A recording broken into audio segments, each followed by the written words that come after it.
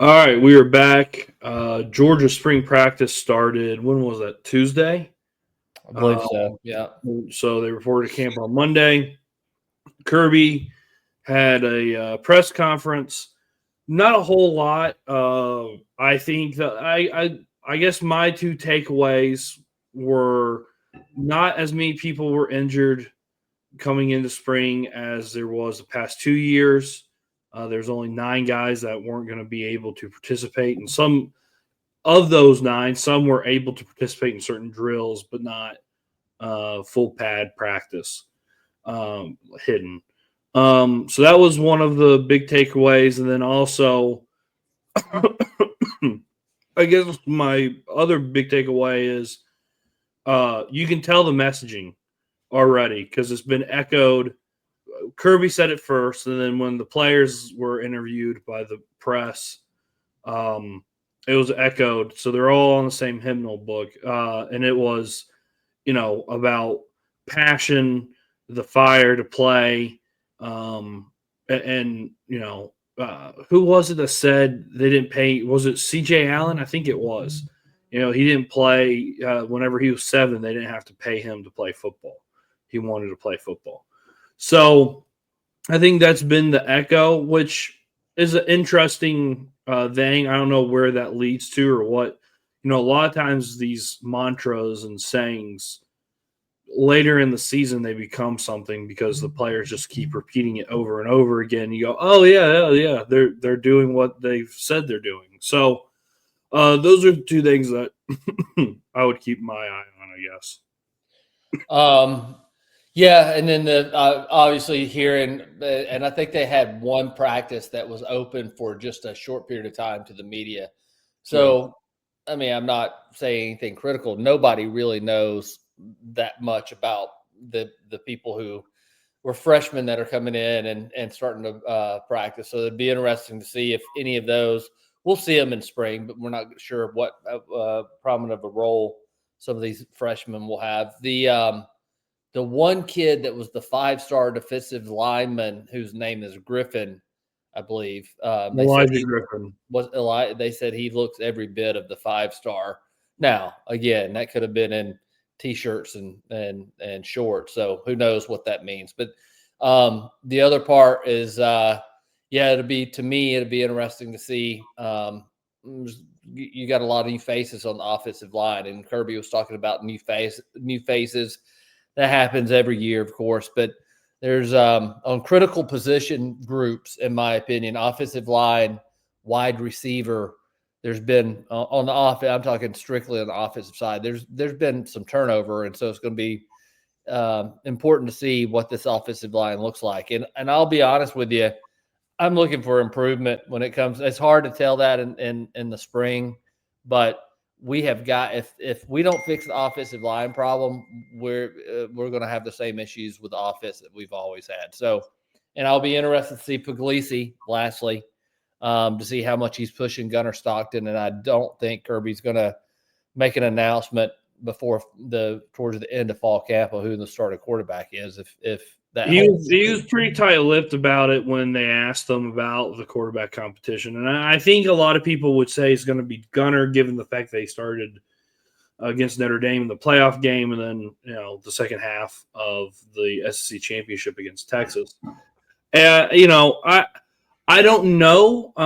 I know he threw a pro day, and a lot of people. I watched Dean and Ryan Curley, who were there reporting on it. That he said he was impressed with Gunner and his arm. Maybe not the deep ball accuracy, but everything in between was pretty solid. Aaron Murray said he looked really good. He thought he had a pretty good throwing day. So, I don't know. It's also in shorts. There's no one covering the guys. They're running on air. So you can look really good if you're a Division I football player. I would hope. But I don't know. I don't know if Pug or Puglisi, however you want to say him, is going to have a real legitimate shot of pushing to be the number one. you don't think? I From everything that I've seen and heard, it sounds like the messaging coming out of Buttsmeer is that it's going to be Gunner. You could be right. I have no idea. I just know early on in Kirby's tenure, there was, I mean, he was sort of tight-lipped about naming a quarter. If you didn't have a returning starter coming in, Kirby was always pretty tight, or wanted the competition all the way up to the end, towards the end of the fall camp. But who knows? Maybe he's that far ahead of Puglisi. So maybe I just think that Gunnar Stockton isn't going to be an NFL quarterback. He's going to be a really good he could be a really good college quarterback. And to me, if you're going to win and win now, you take your shot with a guy who's more of an NFL player. That would be Puglisi. But I'm not Kirby Smart. I haven't won 2 national championships. So what the hell do I know? Nothing. But that's just me. I do know that we've talked about it too before on a different episode, but Bobo and Gunnar Stockton's family go way back. And right. I believe Gunnar Stockton committed to South Carolina when Bobo was offensive coordinator at South Carolina. Yeah. So you would have to think that the preference of Bobo is probably going to be Gunnar Stockton. But I know it's true. Kirby Smart's going to put the guy out there that he thinks is going to give Georgia the best chance of winning. So if that's Gunnar Stockton, let's roll with Gunnar Stockton. I think the offense is going to look, I hope, different with if it is Gunnar Stockton than it did last year with being so quarterback centric and so pass happy. Georgia's going to have to get back to running the ball effectively. Yeah, even the teams know you're going to run it. Well, here's the exciting part. I think of spring is a couple of things. One, I've heard. I heard Aaron Murray talk about it. I heard all the guys that cover Georgia talk about it. The wide receiver room looks better now. I don't know what that really means. I mean, how many years now has it been that we've said, Georgia's wide receiver room is said it last year for sure. Yeah, no stars, but very deep. Right.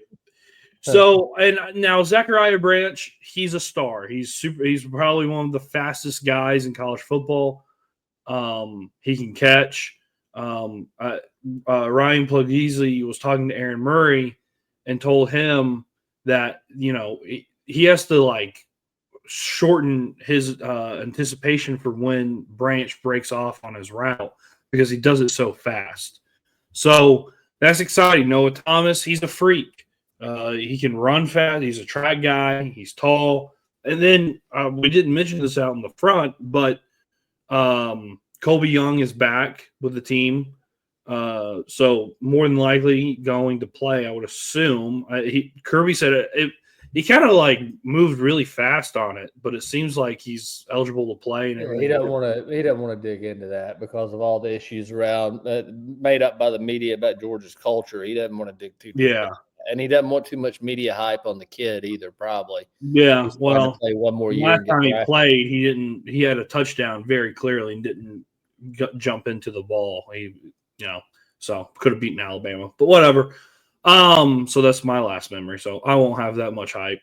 And then obviously, Taylon Taylor is supposed to be really good. CJ Wiley. You got Dylan Bell coming back, who I think regressed last year. But I don't know if that was – I don't know. I don't know what that was. I really don't. I think the kid's extremely talented, and I think he's very capable of playing and being a wide receiver in the NFL. So I don't know what it is. But, I feel like Georgia's wide receiver room is going to be good. And the tight end room, Delt, Riddell, you have Elias Williams, who's the 6'7" kid who's supposed to be really good. I looked at him. He's skinny, dude. Yeah, that's what I was reading too. The people that saw the the little bit of that open practice, the reporters were talking about any comparisons with Washington are way overblown. Washington was way thicker, so this kid he might need to get in the weight room a little bit. To me, he looks like a wide receiver. So Georgia's going to have some height at wide receiver this year. Yeah, for sure. And then Ethan Barbour, we both, CJ Weil and Ethan Barbour, we've seen play live and watched a lot of, their senior years of high school. I think Ethan Barbour is going to be really good, and I think I he's do going to too. play. I think he's going to play. So, offensively, Georgia should be okay. I mean, Nate Frazier, Chauncey Bowens, um, Dwight Phillips Jr., who we haven't, a lot of people haven't talked about him. He's got elite speed. We haven't seen him, so we don't know. Right? Well, we've seen him. Bobo gets him One gets play. him in the slot and runs him around the offensive line on an end around. So, but he's got elite speed, and then Bo Walker. I think Georgia's running back room. I know a lot of people are. And then the two Robsons, Branson and Roderick. I think Roderick Robinson could be. I think he could be really He could good. be a bruiser. That's what I think. And then that other guy, the kid, the freshman, what's his name? Bo Walker. Yeah. 5'9" and like 217 pounds. And he evidently he runs physical and he can dish it out too, from what they say. And I've watched a little bit of him. He's pretty fun to watch run. Yeah. So I think the running back room, you're going to hear a lot about, well, who's Georgia's running back? It's going to be a running back by committee, which has been that way under Kirby since when he took over. So that part I'm not too worried about. I think the running back room is going to be fine. The offensive line, I think offensively, if we're talking about all the units, a lot of hype is going to be made about the wide receiver core. If they can catch, Georgia's going to be fine. That's what I've come down to it. The offensive line, though, I mean, the only for sure starters, it looks like, given the open practice, was Drew Bobo and Micah Morris. So, yeah. I feel good with Bobo as center. Micah Morris, he played a lot last year. I thought he was serviceable. He did fine. So, does Monroe and Freeling take a step? Does Ernest Green take a Freeling's out, that for spring. We won't see him. But anyway, keep going. I didn't mean to interrupt you. Does Monroe Freeling this season, does he take that extra step? I mean, his freshman year in 2023, we thought was really good. And then obviously he was hurt all year, didn't really play all that well in certain spots. Played well in other games, though.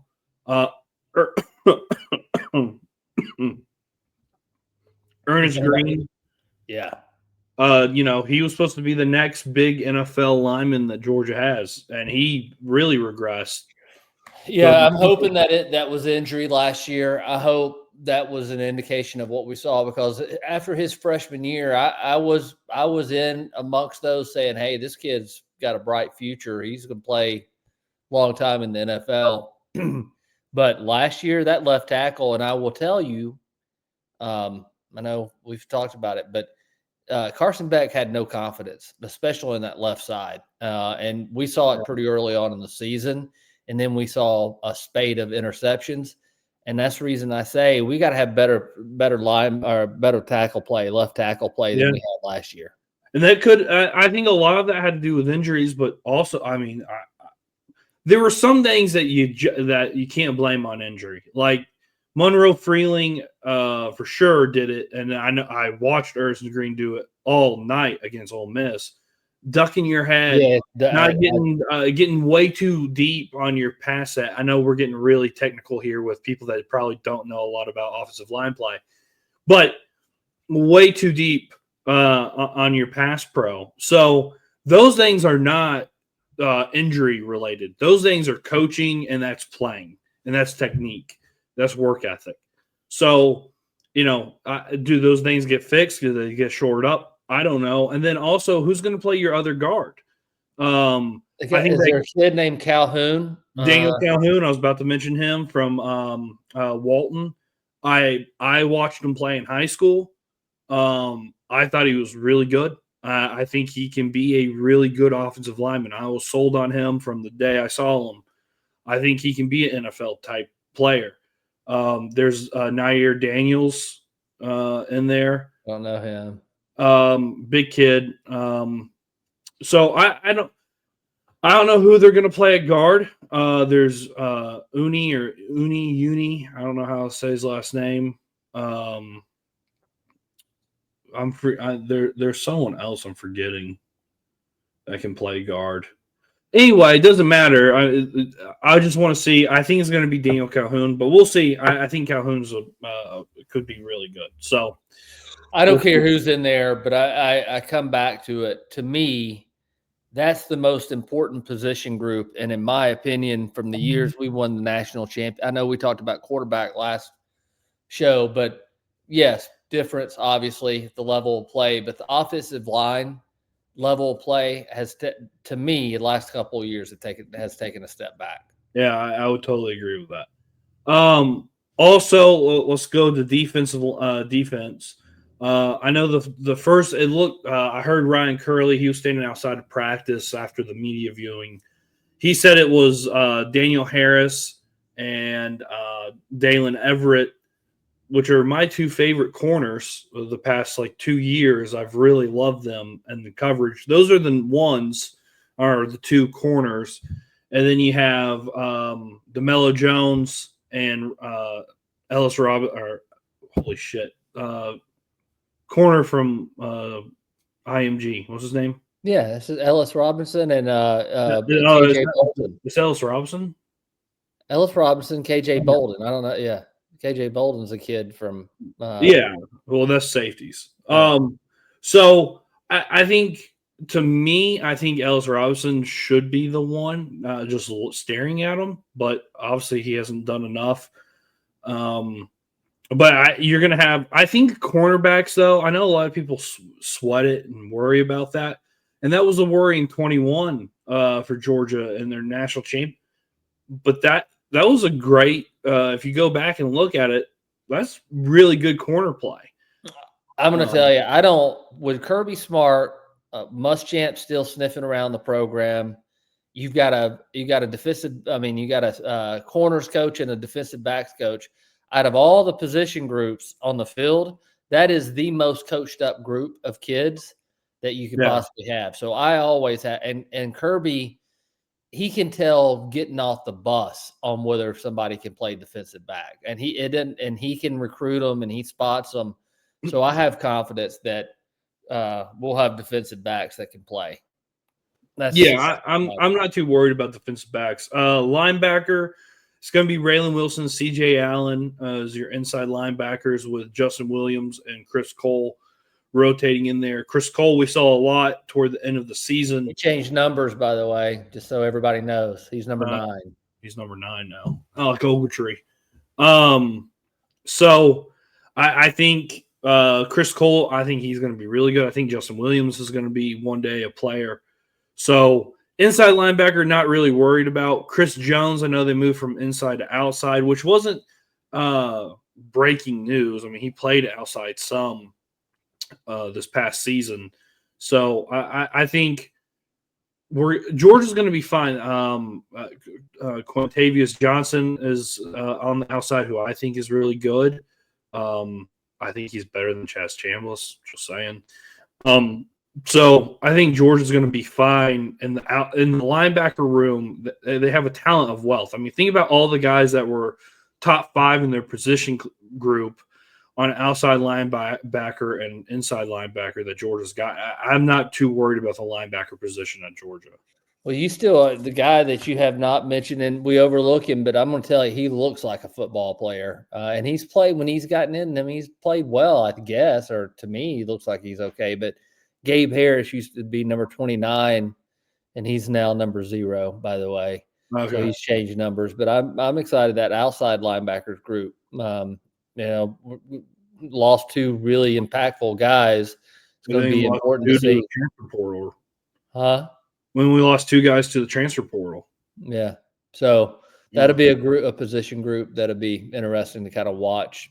Yeah, I'm with you. But those guys are all, go back and look at their recruiting profile. All of them are top end recruits, especially on the outside. And I know a lot of Georgia fans are worried about that. That I'm not too worried about. Defensive line and the depth,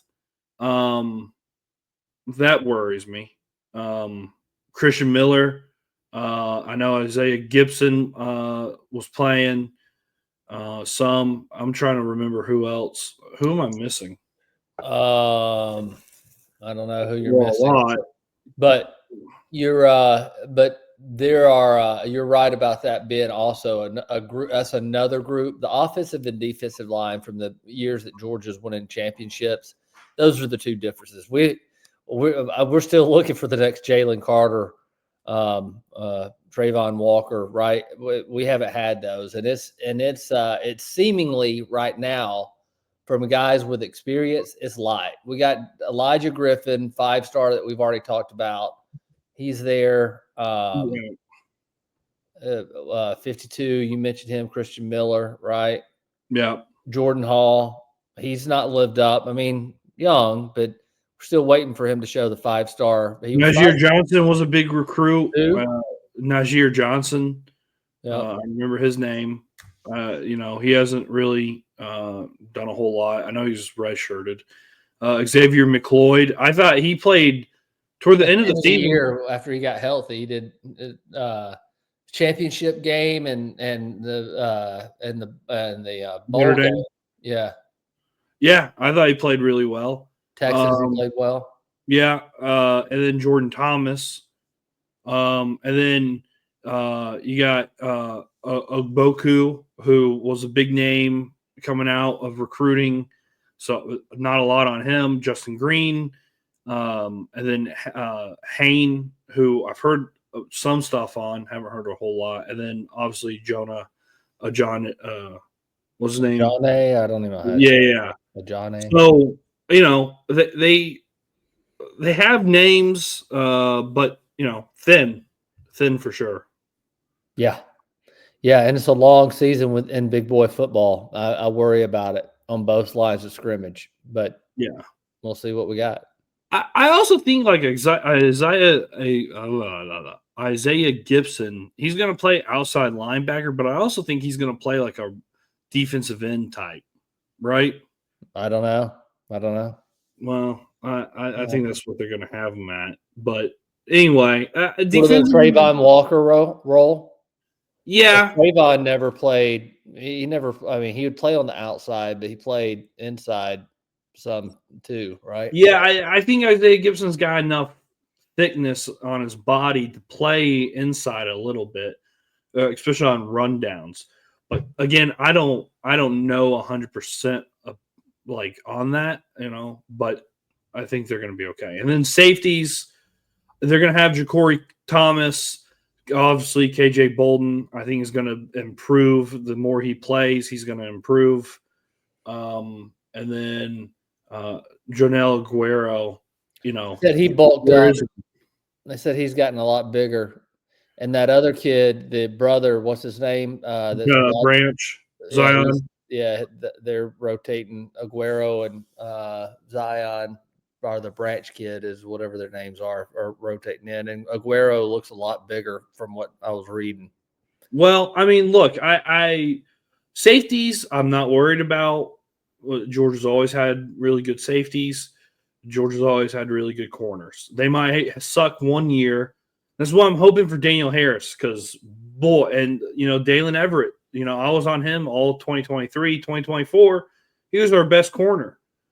I would like to see how many receptions and yards were put on him and then targets because he was really good. And so does Daniel Harris, being picked on as much as he did last year, does he improve?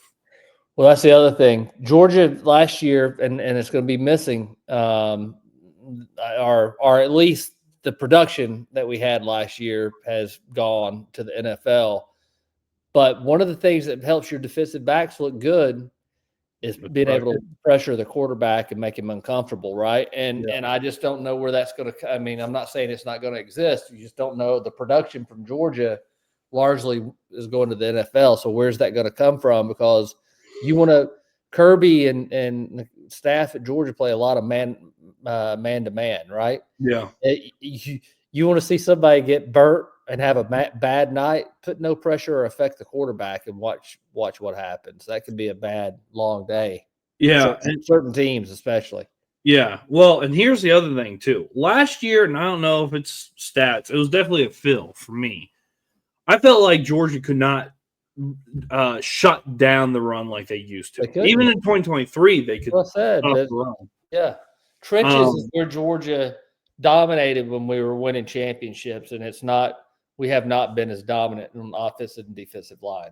yeah. So if we can stop the run, and that would be the storyline for me early on the season. Can we run effectively and dominantly, and then can we stop the run? And we'll see what happens. You're not going to really know that in You're spring. not going to see a whole lot of running on offense. No, Yeah, but not it's in something to spring. keep an eye. It's something to keep an eye on as spring progresses and into the spring game. Yeah, I agree. All right. Any other thoughts about spring practice before we move? No, not really. No, a lot of continuity. Kirby did address that in his press conference, and I guess that could be a good thing. It should be, people should pick up on stuff fairly quickly since it's the same system. So, other than that, that was really it. Yeah. All right. I think we have to do a couple things. House cleaning. One, we hadn't talked about Georgia basketball a whole lot because I didn't want to say anything and jinx them. Played against Oklahoma in the SEC tournament. Lost. They had with 8 minutes left to go. They had like a 8-point, 10-point lead. Blew it down the stretch. Still think this team, I think they were gassed, if we're just being honest, from that stretch where they had to get themselves into the tournament. With a little bit of rest, and they're going to be in the tournament, I think Georgia, I think it's okay to expect them to make at least win a game or two. So I'm excited to see what Georgia's capable of on the basketball floor, and maybe they can make March a little exciting for us. I don't know. So it really comes down to seeding, right? And kind of who. But I agree. I think, but Yeah. what you said about that game in the conference tournament, SEC tournament, has been a. I've watched enough Georgia basketball this year and paid attention. They wane and they'll have big leads, and then it looks like they kind of lose steam. I don't know what happened, or they fall apart Yeah. towards the end. But they beat Oklahoma at Georgia at Stegman earlier in the year, right? Yeah. They beat St. John's.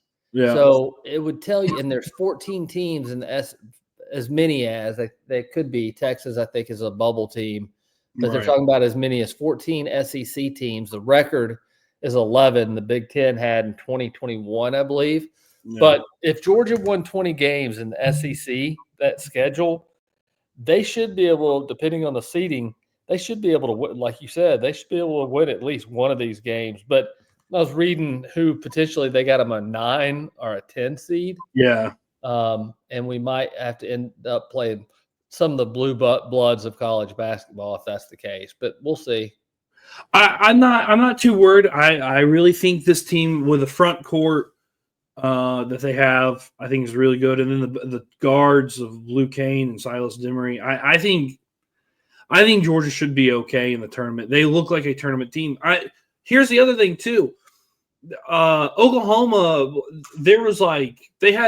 Oklahoma had a nice lead with like 2 minutes left in the game, and it was pretty much it looked like Georgia lost.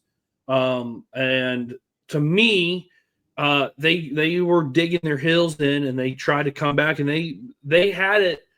Man, they had an opportunity too at the end where they stole the ball from an inbound pass, and it really looked like Georgia was about to at least tie it up with a few seconds remaining.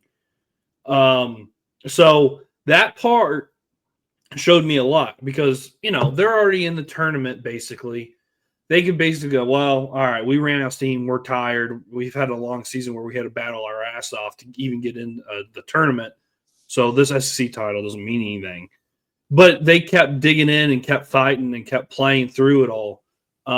Showed me a lot of Mike White and who I wanted to fire midseason and the basketball team. So I'm hopeful. I think they could win at least a game or two, depending on what happens. Well, I think I think it's important for the basketball program not only to make the tournament, but to present well. And then, I mean, I'll be looking forward to. There's rumors about Mike White being offered jobs somewhere else, by the way. But regardless, let's make sure this isn't an anomaly, right? It shouldn't be this long before Georgia basketball is able to make a tournament again. You and I talked about kind of some of the disappointing runs some of the different sports teams have had. Basketball needs some momentum, and they need a good showing, and they need to build off of this and make it again next year. That's, have some consistency would be important, not consistently bad, but good enough to make the tournament. That'd be great. Yeah. So we'll talk more about obviously with Sunday being selection Sunday, and then we'll break down the game. I'm sure we'll be able to watch it. All right, and then lastly, it's sad news. I have to report it, but Carson Beck broke up with one of the Cadaver twins. It's terrible. He cheated on her. By the way, there are Georgia publications that are writing articles about this. So it has to be noteworthy. People are clicking on the articles. Hate it. It's really sad. Moving away. Where does his new girlfriend go to school? Well, hell, he might transfer. I don't know. That's what I was saying. But, she worked really hard to get him to Miami. She believed in him. And all he did was go around with another skank. So, I mean, what is wrong with Carson Beck? I got to tell you, though, the decision-making on this guy, crazy. Because he burnt down all the bridges to Georgia and goodwill, went to a different school, all for, I'm not going to be too mean, but you know what I'm thinking, all for a woman, and then cheated on her, and then now he's got nothing. Really bad decision making, man. Just hold it hold it a little bit together. This guy can't. So I guess he's getting paid well. So I guess he's got a Lamborghini. He's in good shape. Carson Beck will be just fine. Well, bless his heart. I just hate all the bad decisions that he's made. Anyway, all right. Remember to like and subscribe, comment, give us some of your thoughts on spring, what position battles you're looking at. Writing an apology letter to Carson Beck, tell him how bad you feel for him. Get well soon. And then also, what do you think about the Georgia basketball program? You can put that in. Why not? All right. And remember to like, subscribe, follow us on all social media platforms, X, Instagram, and TikTok at Terminus Sports _ATL, Terminus Sports _ATL. Anything else? Not from my end. All right. We lost our presenting sponsor. They're dead. So, all right. We'll see you on the other side. See ya.